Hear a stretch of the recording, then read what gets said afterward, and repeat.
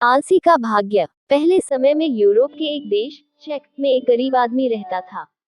उसके 3 बेटे थे।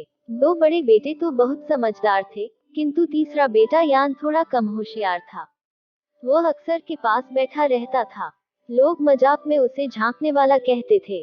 चेक पहले अपने पड़ोसी देश स्लोवाकिया के साथ सम्मिलित था, अतः दोनों देश मिलकर चेकोस्लोवाकिया कहलाते थे। एक दिन उसके पिता ने उससे कहा, अब तुम बड़े हो गए हो, घर की हालत तुम लोग जानते ही हो, अब तुम सब अपना अपना कारोबार करो। दूसरे दिन वे तीनों भाई घर से निकल पड़े। चलते चलते वे एक चौराहे पर जाकर खड़े हो गए। कुछ देर बाद दोनों बड़े भाई सामने की ओर चल पड़े। जाते जाते वे अपने छोटे भाई से बोले, तुम उधर चले जाओ, तुम्हारे लिए सबसे अच्छा रास्ता वही है। वे इशारा करके आगे बढ़ गए। यान उसी रास्ते पर चल पड़ा। जंगलों से होता हुआ वह एक मैदान में पहुंचा। वहां 3 पेड़ खड़े थे। उसने पहले कभी वैसे पेड़ नहीं देखे थे। वह पेड़ों के नीचे बैठ गया। थोड़ी देर बाद उसे पेड़ों के पीछे एक दिखाई दी। वह उठकर उसके पास पहुंचा। वहां उसने में एक छोटा सा दरवाजा देखा।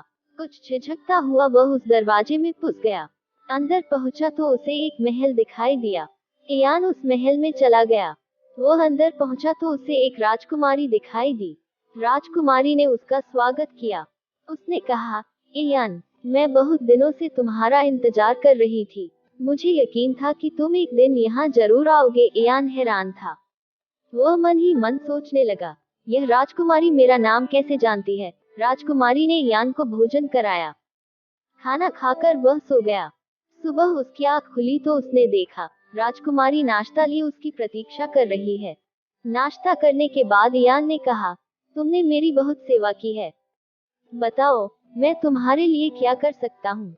राजकुमारी बोली, इसके बाहर 3 पेड़ खड़े हुए हैं, तुम उन पेड़ों को जड़ सहित गिरा दो, फिर तुम जो कुछ मांगोगे मैं तुम्हें वही दे दूंगी। यान ने कहा, ऐसा ही होगा। यह कहकर वह महल से बाहर निकल गया। वह पेड़ों को काटने में जुट गया। कई दिन तक लगातार काम करने के बाद उसने उन तीनों पेड़ों को काट डाला। फिर वह राजकुमारी के पास पहुंचा। राजकुमारी ने यान से कहा, तुम उन पेड़ों की लकड़ियों को कर लो और उनमें अन्न लगा दो। यान ने ऐसा ही किया। उसने लकड़ियां करके आग के हवाले कर दी। वह थक गया था, इसलिए थोड़ी दूर जाकर जमीन पर पड़कर आराम करने लगा। तुरंत ही उसे नींद ने आ घेरा। अगले दिन उसकी नींद टूटी तो उसने स्वयं को एक सुंदर कमरे में पाया। उसके शरीर पर सुंदर कपड़े थे। अनजानी जगह देखकर वह घबरा गया। तभी वहां एक नौकर आया। उसने यान से पूछा, मालिक, किसी चीज की आवश्यकता हो तो आप मुझे आदेश दें। यान आश्चर्यचकित था, यह क्या हो रहा है। तभी 3 युवक राजसी वस्त्र और आभूषण लेकर उसके पास पहुंच गए। उन्होंने यान को राजसी वस्त्राभूषण पहनाए।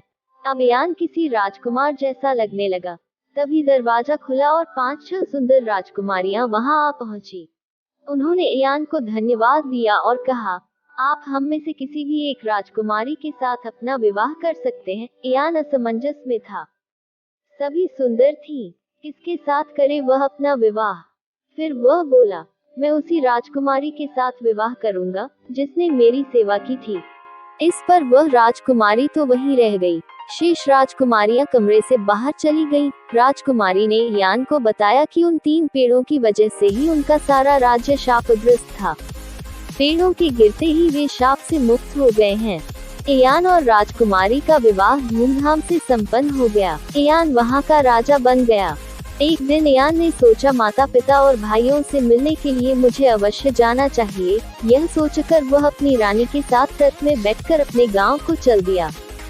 सैनिक भी उसके साथ थे। जैसे ही राजा यान का रथ गांव के निकट पहुंचा तो गांव वालों ने राजा का स्वागत किया। एक स्त्री की आंखों में आंसू देखकर यान ने उससे पूछा, माँ, क्या बात है, आपकी आंखों में आंसू क्यों हैं? स्त्री ने उत्तर दिया, महाराज, मेरा सबसे छोटा बेटा बहुत दिन से घर नहीं लौटा है। पता नहीं वह कहाँ और किस हाल में है। मुझे उसकी ही चिंता खाए जा रही है। उसे याद करते ही मेरी आंखों में आंसू आ गए। राजा यान ने कहा, माँ, आप चिंता मत कीजिए, आपका बेटा अवश्य वापस आएगा। कहकर वह आगे बढ़ गया। स्त्री अपने घर को चली गई।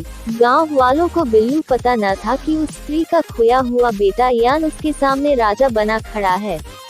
भीड़ में यान ने अपने घर वालों को देखते ही पहचान लिया था। यान जिन कपड़ों को पहनकर घर से गया था, वह उन कपड़ों को अपने साथ लाया था। वह उन्हीं कपड़ों को पहनकर अपनी माँ से मिलने को गया। यान को देखते ही उसकी माँ खुशी से झूम उठी। उसने यान को अपने गले से लगा लिया। यान ने माँ से कहा कि अभी वह उसके दोनों बड़े भाइयों को इस बारे में कुछ न बताए। थोड़ी देर बाद उसके दोनों बड़े भाई घर आए। उन्होंने यान से कहा, अभी अभी हमने राजा को गांव में आते देखा था। तुम थोड़ी देर पहले आ जाते तो तुम भी राजा को देख लेते। यान घर वालों से विदा लेकर राजा से मिलने के लिए चल दिया। भाइयों ने सोचा, यह मूर्ख है, पता नहीं राजा से क्या कह बैठे। यह सोचकर वे उसके पीछे पीछे चल पड़े।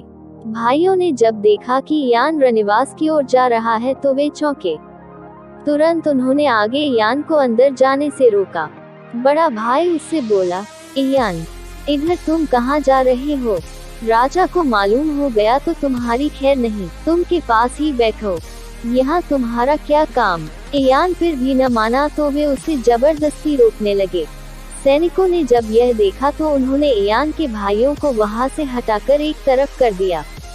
एक सैनिक बोला, तुम लोग राजा पर हाथ उठा रहे हो, पागल तो नहीं हो गए? यान के भाई आश्चर्यचकित थे। वे यान की ओर देखने लगे। तभी यान के माता पिता भी वहां आ गए।